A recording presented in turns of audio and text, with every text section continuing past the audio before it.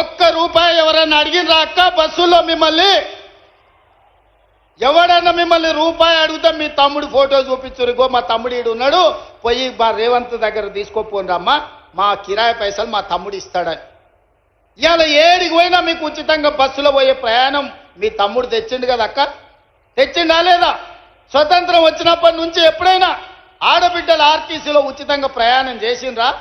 ఇవాళ మా అక్కలకు ఉచిత ప్రయాణానికి 6,500 కోట్లు ఖర్చు పెట్టిన ఈ 18 నెలల.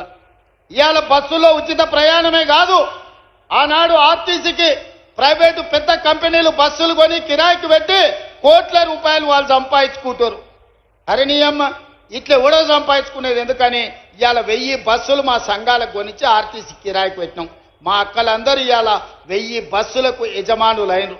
ఉచితంగా బస్సు ప్రయాణం కాదు, 1000 బస్సులకు యజమానులై ఈ బస్సులు మావి అని మా ఆడబిడ్డలు ధైర్యంగా గుండె మీద చేసుకొని చెప్పేటట్టు ఇవాళ తీర్చిదిద్దిన మా అక్కల కోసం నేను కష్టపడుతున్నాను. ఎందుకంటే ఇంట్లో అక్క కష్టం నాకు తెలుసు.